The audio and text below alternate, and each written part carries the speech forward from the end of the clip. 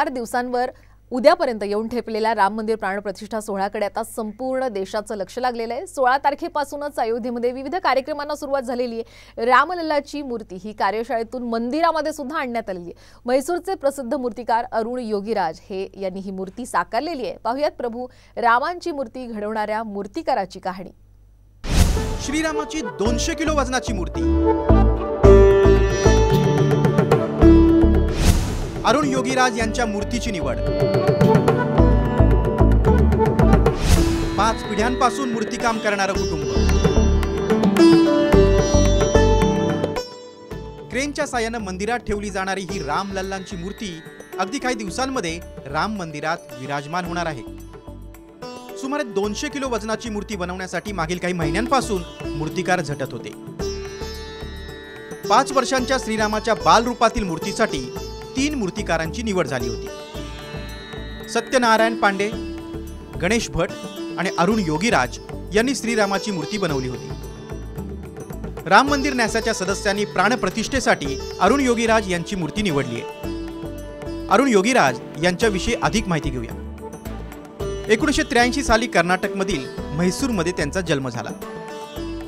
अरुण यांना कुटुंबामधूनच मूर्ती बनवण्याचा वारसा लाभला।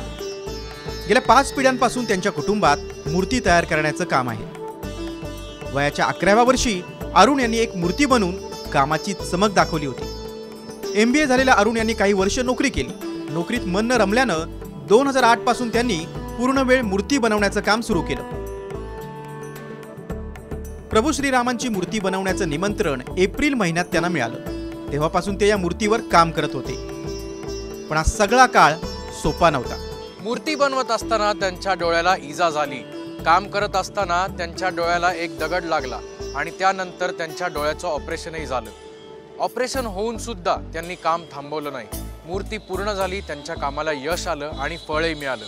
आणि ते फळ म्हणजे अयोध्येतील राम मंदिरात विराजमान झालेली ही प्रभू श्रीरामांची मूर्ती।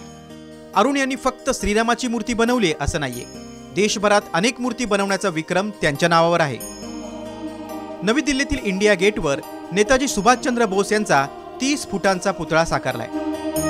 पंतप्रधानांनी खास त्यांना निमंत्रण देऊन नेताजींचा पुतळा बनवून घेतला होता। केदारनाथ मधील आद्य शंकराचार्यांची 12 फूट उंचीची मूर्ती देखील अरुण यांनी साकारली। डॉक्टर बाबासाहेब आंबेडकरांची 15 फुटांची मूर्ती त्यांच्याच हाताने तयार झाली। म्हैसूरमधील स्वामी रामकृष्ण परमहंस यांची देखील मूर्ती त्यांनी साकारली। तसंच कर्नाटकातल्या चुनचुनकट्टेमधील 21 फुटांची हनुमानाची मूर्तीही साकारली आहे। अयोध्येतील राम मंदिरात फुल न फुलाची पाकळी म्हणून सेवा घडावी अशी प्रत्येकाची इच्छा आहे। अरुण योगीराज यांना तशी संधी मिळाली। मूर्तिकामात व्यस्त असल्यामुळे काही महिन्यांपासून ते कुटुंबाला देखील भेटलेले नाही। देशभरातील भाविक जेव्हा श्रीरामाच्या मूर्तीचं दर्शन घेतील तेव्हा अरुण यांच्या डोळ्याचं पारणं फिटल्याशिवाय राहणार नाही।